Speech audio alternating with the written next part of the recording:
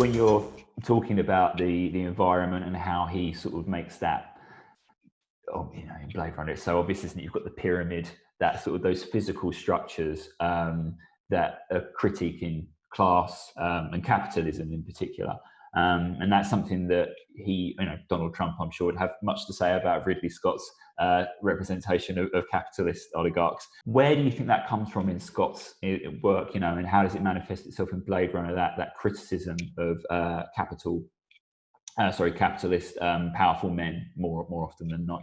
We've got it in Alien with the company that Ripley works for, see human life as being expendable. Obviously in Gladiator, you've got, poor men going off to get slaughtered as well. How does that manifest itself in Blade Runner? Well, in the way I've just, in a sense, way I've just described, but also through to moving on characters. So you've got what's called high-low spatial metaphors in Blade Runner. Well, I'm going to contradict myself in a moment. In which, you've got high and low, and in the high you've got where Tyrrell resides in his autocratic universe, deciding the fate of men and post-humans. And on the lower levels, which stretch out forever, you've got the lower class, the underclass, which is highly ethnicized in Blade Runner also. So the film's spatial structures, its spatial metaphors, play out high and low, and the power structures that operate between them. Deckard, of course, moves between these power structures, between high and low, and he doesn't want to belittle people. Stop right where you are. You know the score, pal? You're not cops, you're little people.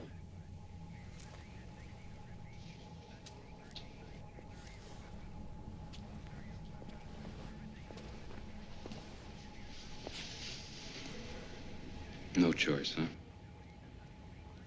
No choice, pal. But it does do it through characters because ultimately the antagonist, the real evil in the film is Tyrrell and the biotech corporations he runs. It's in the transnational commodification of the planet and the erosion of the environment. And so it's not just spatial, it's not just visual. The film lends its credos to the characters that it ultimately decries. So we see it played out in its visuals, but also in its characterization, and where ultimately blame may lie. As you can see, ultimately, I don't think most people would say that the replicants are not the arch nemesis. All they want is to feel human and to live beyond their expiration date, which is been set for someone else. So it does have, it does play out on those sort of capitalist proto-relationships. It does it through its architecture and its planning, but it does it through character relations, I think. But Deckard moves between those spaces, which is a classic noir thing, isn't it? Going to the penthouses, but also being on the street as well. So yeah. The only thing I was going to say, there is, I can't remember who it is now. It might be, is it Bukatman, who talks about that in a sense high and low is evaporated in Blade Runner because the city goes on forever. Those vistas you mentioned earlier, they're never ending. That's interesting because what happens when those spatial metaphors no longer play? The world may be at termination point. So it's quite a bleak view of those relations. Perfect time to move to the off-world colonies. A new life awaits you in the off-world colonies. The chance to begin again in a golden land of opportunity and adventure. So, we've mentioned this sort of in passing, but one of the things that Scott was known for before becoming a director, he worked for the art department at the BBC, made many commercials, and he's a director who, as you mentioned, spectacle. His films are visually stunning, and I think Blade Runner, even now, I've been watching it back, doing videos on it recently, and it just looks, it's breathtaking, isn't it? It's an incredibly beautiful and ugly film, as you mentioned as well in your book.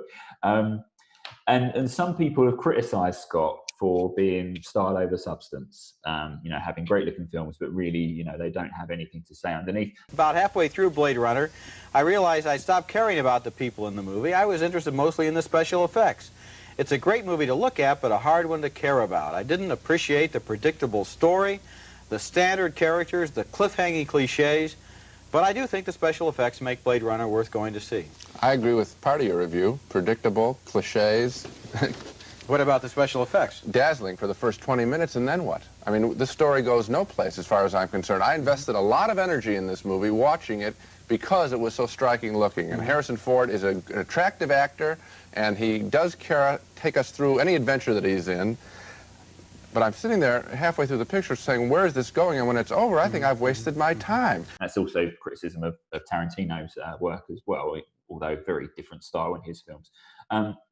Do you think that's a fair criticism of Scott's work? Do you think that the style and the substance are separate things, or is one working with the other? That's such a good. I mean, it divides. This divides people like us. There's books written on this, and the Academy is divided. Another filmmaker who gets accused, of course, is Tim Burton.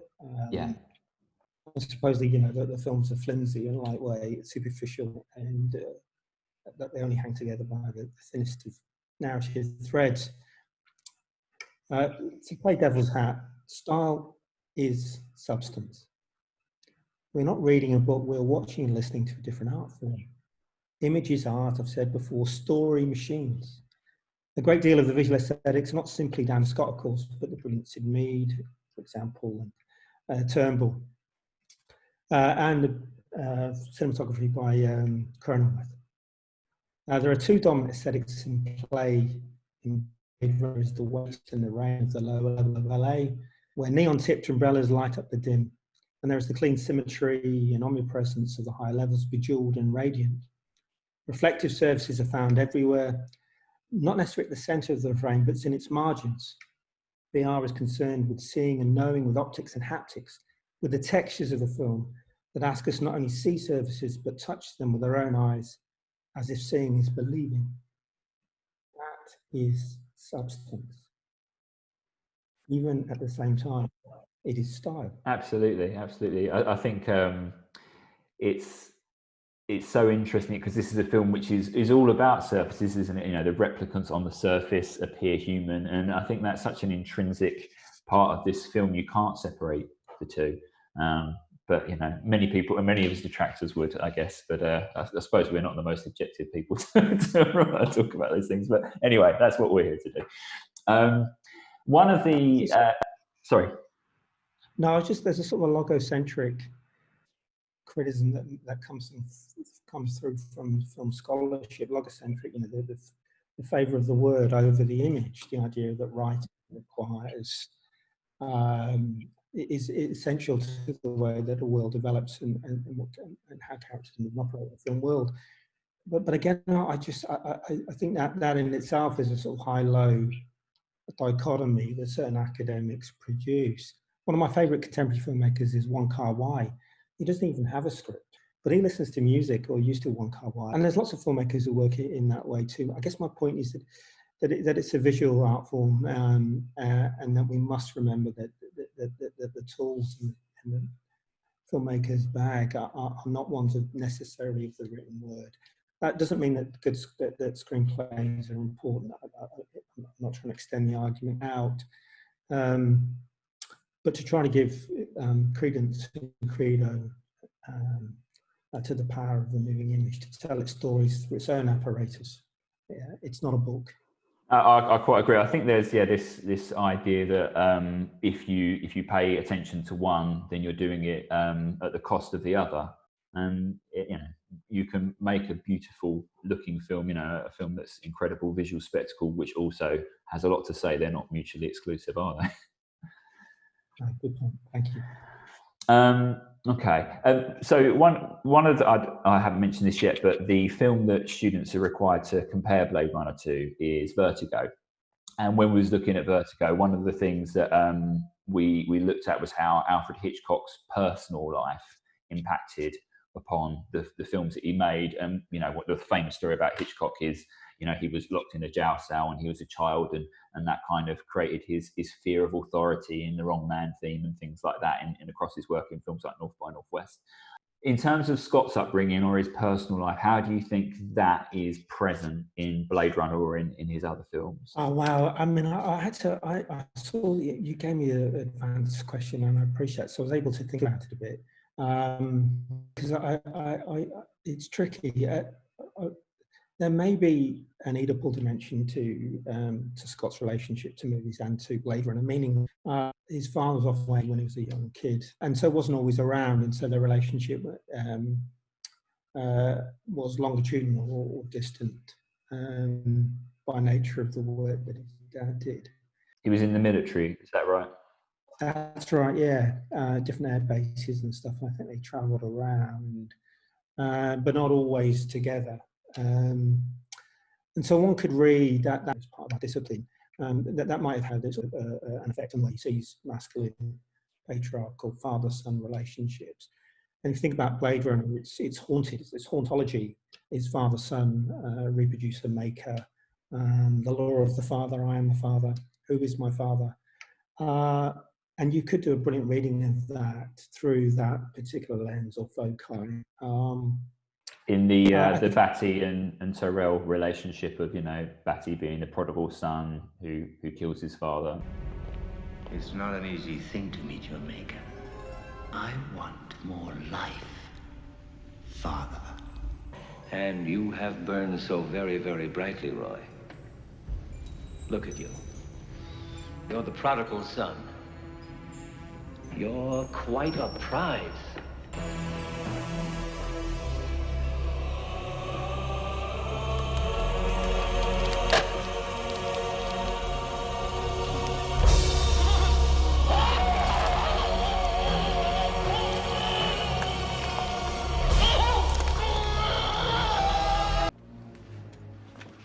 Your faults as a son is my failure as a father.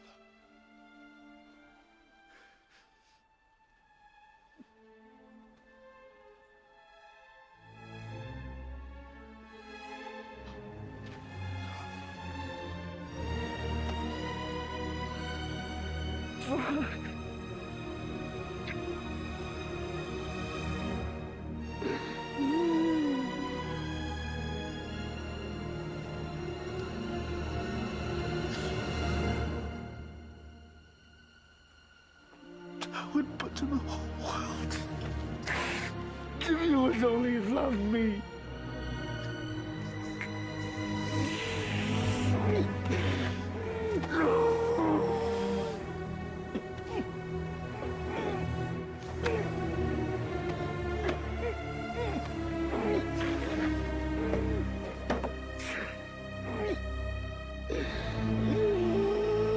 Yeah, that's right. But Batty is searching for a father figure, perhaps. Tyrrell, what type of father figure is Tyrrell in the movie? And so on and so on. So you could mine it for different levers for that type of Oedipal reading, which is what which is one way of doing it. In terms of the visuals, it's an obvious one. He grew up in a northeastern town, coal mines all over the place. And so he says himself that some of the industrial aesthetics of Blade Runner comes from that upbringing, from what he saw as he cycled to school or where he lived. So that becomes quite reflectionist, though, the idea that the filmmaker just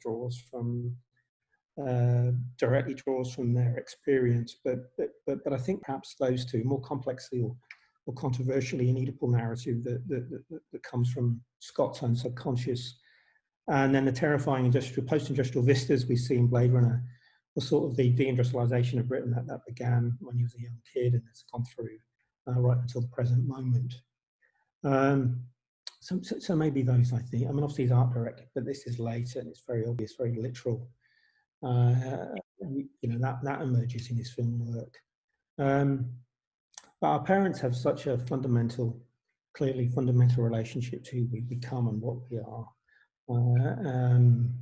Philip Larkin, famously said, "Our parents fuck us up," and I think you'll find these trajectories, across film work, and perhaps that's one of the clues to the way Blade Runner emerges. When you look across Ridley Scott's films, he often has these very intelligent, cultured, sophisticated monsters who are also as well maybe quite sort of sexy or attractive in some way. Now, when we're looking at Blade Runner and Batty and the rest of the replicants, is that something that you can see in the film Blade Runner or in the replicants, or is that something that's not been done in Blade Runner? No, I think so. I've got a sort of a way to explain what I do with my students. When I teach horror to my students, I give them a voting choice. And I say, who do you identify with? Frankenstein or the monster, Terminator or Sarah Connor, and so on. Very often it is the figurative monster who they vote for. This is often because they identified with the flawed creature, or because the horror they inflict is seductive. Viewers, and we know this, like to see cities being destroyed.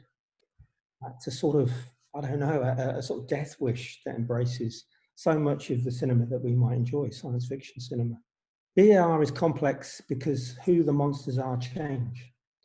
At the beginning of the film, it seems to be the rogue replicants. Then the city itself transforms into a terrifying beast. Then Rachel appears to be a monstrous feminine. Then it switches to Tyrrell. By the end of the film, we see the humanity in the replicants and the death instinct in Tyrrell. So the monsters mutate and shift. They're alluring and terrifying, but they're not static. And the film's brilliant, I think, in moving us across these shifting monstrous terrains. And you mentioned that sort of homoeroticism that's prevalent in a lot of Scott's work. And I think, there's images of Batty at the end, isn't he, where he's, running around in just very sort of tight shorts and things like that.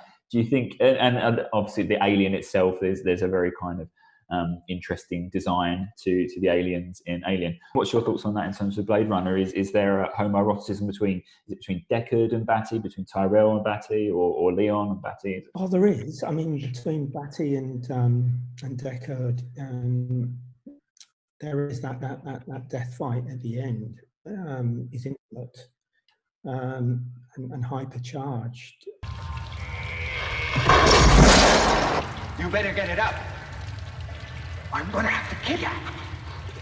It's like a mini Le Petit Mort in a sense. So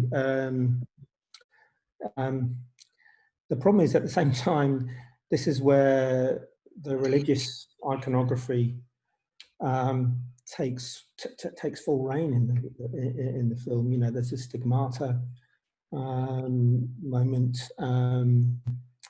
arguably a resurrection moment, when he gives his life to Deckard, Batty, that is. And then obviously he deliberately misquotes William Blake. Fiery the angels fell, deep thunder rolled around their shores, burning with the fires of Orc. And it should have been fiery the angels rose. And so that the homoeroticism is displaced by what becomes this struggle over humanity, of what it means to be human. When Batty gives his life, in a sense, or resurrects or saves Deckard, it's one of the most human actions in the movie. And that monologue as well at the end, it's so obviously it's beautiful lines of dialogue. It's poetic, isn't it? And you can't help but feel that it takes that a soul, I guess, if you like, to find that sort of beauty, that poetry in the way that he speaks. Yeah, no, that's right. It gives him eloquence and history. It transforms him into a killing machine, into someone with a soul, and the dove at the end is meant to be transcendence. He rises to heaven at the same time has fallen to earth. So some beautiful metaphors and allusions in the film, I think. So I was doing a bit of reading about Ridley Scott, and one of the things I read that actually surprised me was that he's actually a big fan of the Romantics, apparently. So, and when you watch Blade Runner, which is a film which is entirely devoid of any nature whatsoever, it seems like a bit of an odd choice for him to make, or am I wrong? Can you see a clear link between the Romantic poets and Blade Runner? Well, there are, not exactly or singularly, but there are so many artistic references in Blade Runner that Scott's attraction to art, to literature, to paintings, I think that's what also makes the film so intoxicating and so breathtakingly interesting, and so gloomy too. So we know it's indebted. So we've just mentioned the William Blake quote at the end. You know, one of the finest English poets of all time. We know the film's indebted to German expressionism, particularly Metropolis. There's allusions to Italian futurism, the machine beast. The interior of the house that Sebastian lives in, the Brad building, quotes Dickens's Great Expectations. Nighthawks is visited by Deckard, Lobel's The Blade Runner, and the list goes on. So it's a tapestry of quotations of literary allusions. And isn't that romantic? Isn't that a romantic gesture to film one's dystopia with this patchwork, this blanket of great paintings, of art movements, of lines of poetry, great novels. We'll move on to context very shortly. You did say though a moment ago, you mentioned the contributions of other people who worked on Blade Runner. You know, Sidney, Doug Trumbull, Jordan Cronenweth, cinematographer. And this is, I guess, one of the problems with the Auteur theory, isn't it? Is it's a theory which kind of lays all of the credit at the feet of one person and says, you know, this is Ridley Scott's film, and it disregards all those other great people. Besides those you mentioned, or if you want to maybe discuss those ones you've already mentioned in a bit more depth, who would you say also lays a claim to the authorship of the film, or would you say, you know, actually the Auteur theory in this case is completely valid and right? It is Ridley Scott's film. Well, yeah, I sort of tricky. I mean, the counter debate is it's always a, you know, it's a filmmaking ensemble. It involves hundreds of people. The director is at the helm, but nonetheless, we know through, you know, sort of pre-production, post-production notes, a whole range of things, how films are made. In Blade Runner's case, we know the importance of the special effects team that we've just mentioned. And the credit we've just given to, most of the credit we've been given to Scott during this talk might be co-credited to Turnbull, to Dyer, you know, and to the cinematographer. When we talk about an auteur, we're suggesting that there are, across a body of their work, a number of films, we can find consistencies that repeat. These can be consistencies in style, form, consistencies in themes. I guess, and I'm not a Ridley Scott scholar, Blade Runner does have both formal, stylistic, and thematic similarities to his other work. If I was to choose one other person who sort of is important in the film, it's Harrison Ford. Because we have to, you know, often we need to draw on star theory, star images to understand how a film makes sense. So Ford does bring some of that some of his, what's called his star image to the role of Deckard. And so that's important. Often when we criticize Auteur theory, we draw on genre theory, stardom, and the ensemble to prove how complex the matrix of filmmaking is. So my answer is double-fold. I think you could make a case that there are formal stylistic Scott tropes, thematic consistencies, binaries that one finds in his other films. But that is not to forget the important work of all the other people involved in the making of the movie. So we're going to leave the video here for the interview with Sean Redmond on Blade Runner, which has dealt with all of the questions on Ridley Scott as Auteur. And we're going to do a part 2 where we continue our conversation and we discuss the context of Blade Runner. Thanks.